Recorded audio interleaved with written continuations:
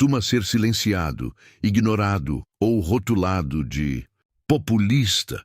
Um episódio recente fez o Brasil parar e pensar. Não foi um escândalo com dinheiro, nem uma denúncia grave contra algum figurão. Foi algo muito mais raro e por isso mesmo mais poderoso.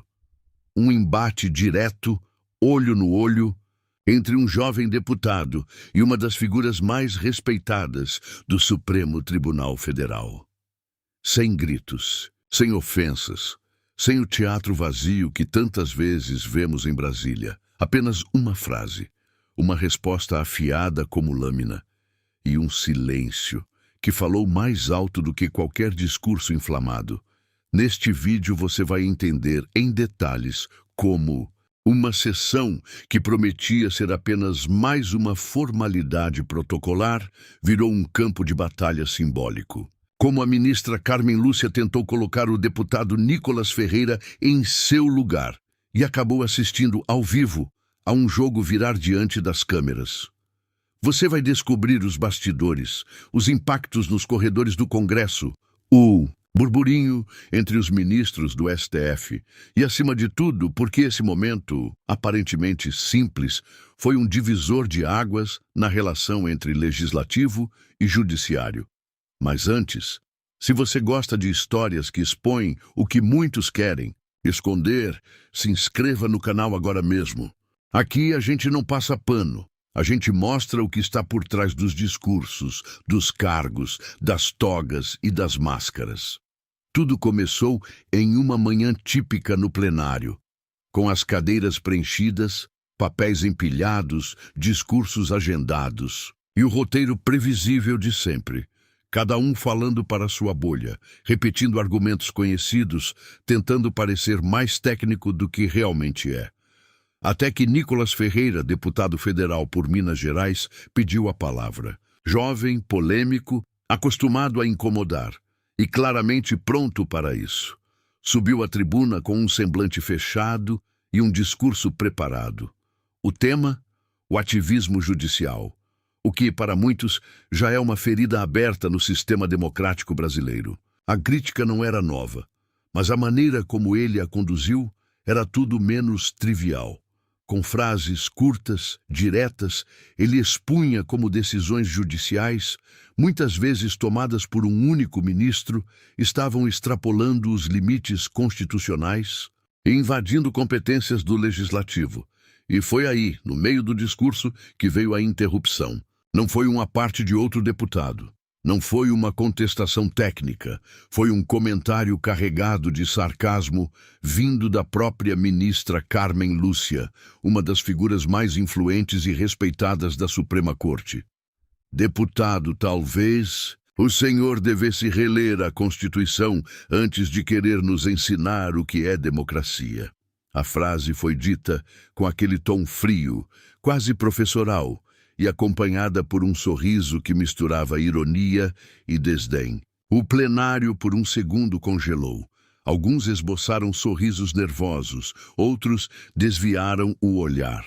Era evidente que a tentativa da ministra era desestabilizar Nicolas ali, ao vivo, diante das câmeras, da imprensa, dos colegas e, principalmente, do público. Só que algo inesperado aconteceu. Nicolas não rebateu de imediato. Não gritou, não gesticulou, não se perdeu em justificativas. Ele apenas olhou fixamente para a ministra, por alguns segundos em completo silêncio. E nesse instante, o silêncio falou. O olhar dele dizia mais que qualquer palavra.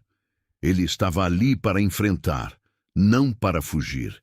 E estava calculando sua resposta. Quando finalmente falou, sua voz saiu firme, controlada, sem uma única nota de hesitação. Ministra, o problema não é quem lê a Constituição, é quem se acha acima dela. Pronto, era só uma frase, curta, simples, sem ofensa direta, sem adjetivos, mas com o peso de uma acusação moral e institucional, que raramente alguém ousa fazer naquele espaço.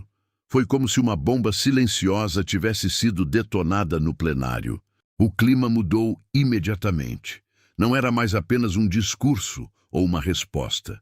Era um confronto entre símbolos, entre gerações, entre a autoridade que tenta se blindar e a ousadia de quem já não aceita mais calar. Os segundos que seguiram foram carregados de tensão. Carmen Lúcia, visivelmente atingida, tentou manter a compostura, ajeitou os óculos, mexeu nos papéis, evitou contato visual, mas sua expressão já não era a mesma. O rosto antes relaxado estava tenso. Os olhos buscavam nos papéis algo que não estava lá: controle. Os demais ministros, por sua vez, pareciam igualmente desconcertados. Alguns mantiveram os olhos fixos em Nicholas. Outros desviaram, como se presenciar aquele momento fosse de alguma forma incômodo. E era, porque o que acabava de acontecer era inédito.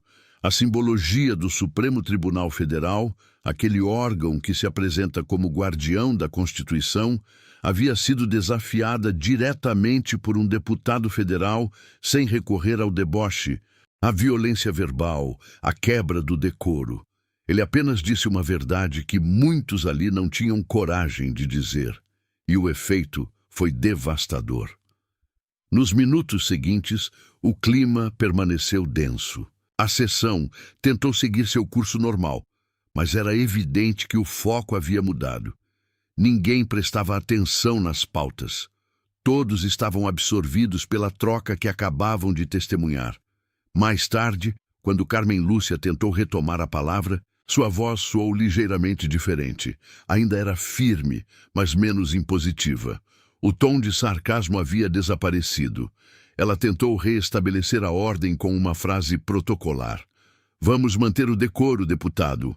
Mas era tarde. A autoridade simbólica já havia sido desafiada. E naquele instante, vencida. Nos corredores do Congresso, o episódio repercutia como fogo em palha seca. Aliados de Nicholas o cercavam, parabenizando pela firmeza. Um deputado mais experiente chegou a dizer: "Você não apenas respondeu, você colocou o dedo na ferida que ninguém toca." Enquanto isso, no outro lado da Praça dos Três Poderes, ministros e assessores do STF se reuniam com portas fechadas. Alguns visivelmente incomodados, classificando o episódio como um espetáculo midiático, outros admitindo em tom reservado que talvez a ministra tenha provocado mais do que deveria. Um assessor confidenciou que o desconforto interno era maior do que se via publicamente. E que, embora os ministros sempre fossem criticados, havia algo diferente naquele episódio. Ele aconteceu ao vivo, diante de todo o país, e sem que pudessem reverter a narrativa com notas oficiais ou sentenças herméticas. Era um momento em que a corte, tão acostumada a falar por último, havia ficado sem resposta. Nas redes sociais, o impacto foi imediato. A frase de Nicholas viralizou. Clipes do momento começaram a circular com legendas como "A verdade dita na cara" e "O dia em que o STF ouviu o que ninguém tem coragem de dizer." A hashtag com o nome do deputado subiu rapidamente aos trending topics. Milhões de visualizações em poucas horas. Para uns, foi um ato de coragem. Para outros, de insolência. Mas ninguém ficou indiferente. Comentaristas políticos se dividiam. Alguns diziam que era preciso baixar o tom nas relações institucionais. Outros destacavam que, justamente por causa desse tom baixo demais, o judiciário havia se acostumado a agir sem oposição. Mas havia uma unanimidade. O episódio escancarou algo que já era sentido nas ruas: o desgaste da imagem do Supremo, a crescente percepção de que ministros não podem ser questionados, e a insatisfação com o desequilíbrio entre os poderes. Nicholas Ferreira, com apenas uma frase, tocou num ponto nervoso da República Brasileira: o limite do poder judicial. E isso, goste-se dele ou não, foi um marco, porque revelou a fragilidade de uma estrutura que se apresenta como inquestionável.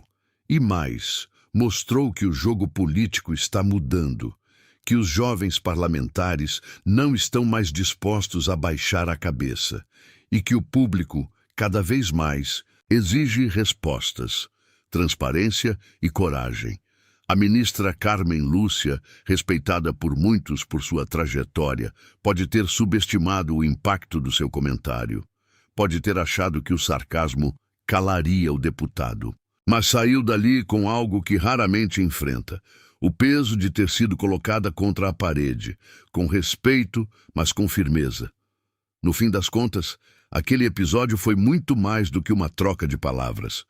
Foi o reflexo de uma nova fase da política brasileira. Uma fase onde o medo de enfrentar estruturas poderosas começa a ceder espaço para uma geração que prefere perder a eleição a perder a voz. E você? O que acha de tudo isso? Nicolas Ferreira exagerou ou disse o que precisava ser dito? Um deputado pode, ou deve, confrontar um ministro do STF assim?